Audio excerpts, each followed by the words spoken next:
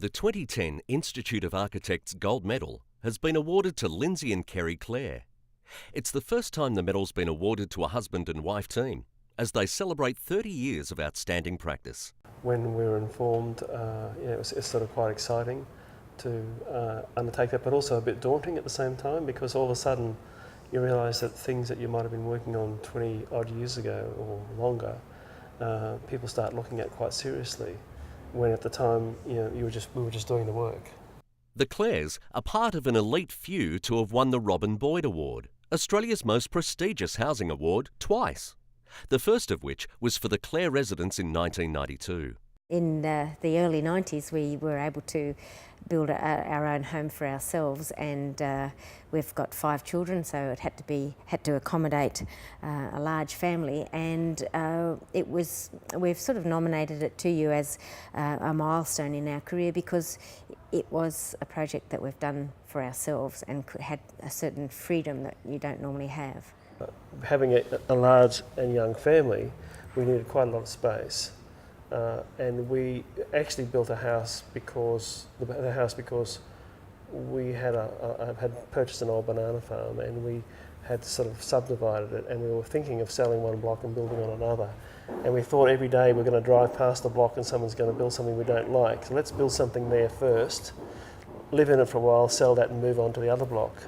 So this is how we did this house. So in many ways, we probably detached ourselves from it personally, because it was a house that we built to accommodate ourselves for a while and then sell and move on. We started talking with a good local builder to work out what would be the most economical way to build on this site, which is a fair slope on it. And that in many ways set the parameters for the house to build really economically, to equal a house that might be built on a speculative house or a speculative market budget, and also to accommodate our family flexibly over time if we stayed there for a while, but obviously incorporating principles that we would normally deal with, which would pay attention to the orientation, to the context, getting good light and ventilation, making it a comfortable place, and sensible in terms of the durability aspects of material. The Clares were appointed as design directors to the New South Wales Government Architect from 1998 to 2000, and became founding partners in Architectus in 2000, where they led the design of some of Australia's most awarded commercial buildings. The Chancery is located opposite the library, and it sort of fills in or completes the campus in the sense that there's a missing gap there until this building was done. And in this gap, the building had to sort of therefore relate to the iconic library project by Lawrence Neal and John Mainwaring, and also had to then sit between another 2 architects who had done the administration and the arts buildings. So it had to sort of fill in the gap and relate to a number of different other buildings, and importantly take on board the Chancery itself, which is the central sort of organisational part of the university, at the same time taking on student services. So it's sort of almost what you might call the hub for Student Central. Central. Hub for students and the hub for the administration. We sort of carved out this central space that was a big open space where everyone could meet and orient themselves and know where the library is. And I suppose in a way the missing piece in the building has now become the most important space, and it has brought together it's like a town square. Yeah, and it's brought together the academic staff and the students, and they all spill into this one space at several levels. The Vice-Chancellor's desire was to create an authentic subtropical campus, and rather than a sandstone campus, for example. And in doing so, he was very careful not to prescribe what he thought a subtropical university architecture should be.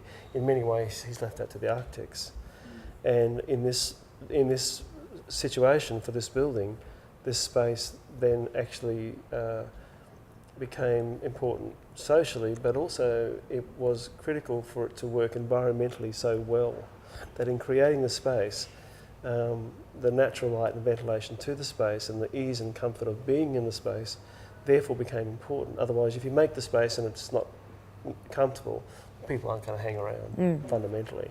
So it's become a gathering space, it's become an accidental meeting space, it's become an arranged meeting space, it's got a coffee shop in the middle of it, it's on 2 levels, and it brings together a lot of the traffic of the university at the same time, so it's also a spot where people tend to hang around. We've always worked together in an office, and it's just the way we do things. And we were probably, I was 18 and Lindsay was 23, 24, and so it's very natural for us to work together. And people often say, well, does one do this and the other do that? But it's not like that at all. We're both actually, it's sort of interchangeable, it's all blurred. Sometimes I might see the client, sometimes Lindsay does, sometimes I do the drawing, he does the drawing. But we communicate very closely about every job, and so it's definitely a combined effort right the way through.